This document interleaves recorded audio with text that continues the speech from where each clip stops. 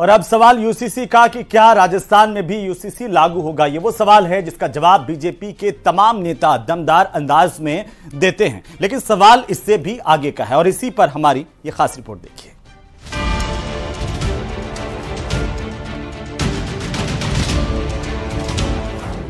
राजस्थान में यूसीसी पर सवाल, क्या होने वाला है बदलाव? यूसीसी के लिए राजस्थान तैयार?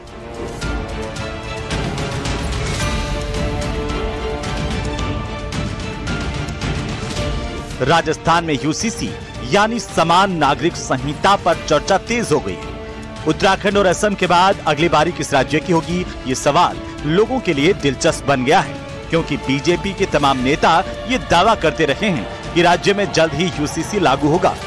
साथ ही खुद सीएम ने विधानसभा में यूसीसी पेश करने की बात कही थी। ऐसे में यूसीसी पर मरुधरा की जनता क्या सोचती है और जो बात स्पीकर वासुदेव देवनानी ने कही है, क्या उसके बाद अब कोई भी सवाल बचता है? पहले आप वो सुनिए जो स्पीकर वासुदेव देवनानी ने कहा था।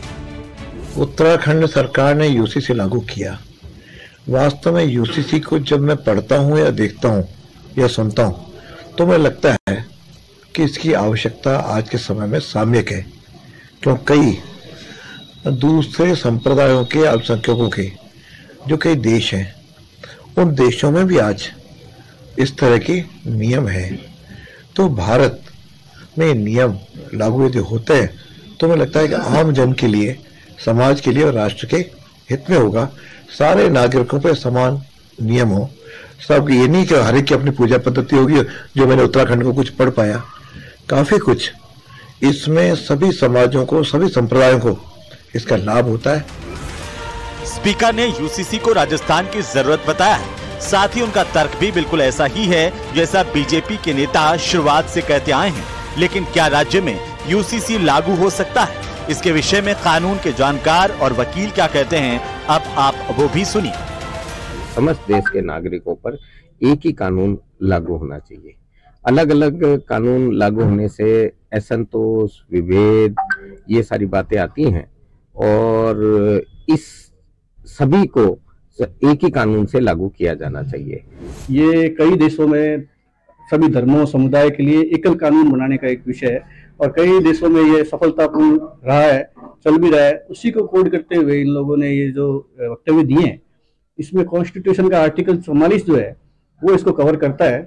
और भारत में आज़ादी के आज 70 साल से ऊपर का समय गुजर चुका है और अब सब परिपक्व हैं, सब में शिक्षा का भी जागरूकता आई है। तो इस संबंध में अगर यूनियन सिविल कोड लागू होता है भारत के लिए तो बहुत अच्छी बात है और ये ऐसा होना चाहिए कि सबको समान अधिकार और समान कानून के नजरिए से देखा जाना चाहिए। हालांकि यूसीसी को लेकर राजस्थान के मंत्री भी मुखर हैं। सभी की जुबान पर यूसीसी हर हाल में लागू होने की बात भी है। कृषि मंत्री डॉक्टर किरोड़ीलाल मीणा और कन्हैयालाल चौधरी ने तो खुलकर इसकी वकालत भी की थी। साथ ही सभी ने उत्तराखंड में यूसीसी लागू होने पर उन्हें बधाई भी दी थी। सबसे पहले तो मैं उत्तराखंड के मुख्यमंत्री धामी जी को धन्यवाद देना चाहता हूँ। उन्होंने जो महत्वपूर्ण विषय था जिसमें भारत की जनता टिकटकी लगाई हुई थी, मोदी जी की जब से सरकार आई, जिस बिल को जो केंद्र सरकार में लाना चाहे सबसे पहले उन्होंने की, इसके लिए मैं उनको धन्यवाद देना चाहता हूँ। और हम प्रयास कर रहे हैं कि पहले नंबर पे उत्तराखंड आ गए तो दूसरे नंबर पर राजस्थान आए। अब आप राजस्थान के लोगों को भी सुनिए, क्या वे यूसीसी के लिए तैयार हैं और क्या वासुदेव देवनानी के बयान से वे सहमत हैं?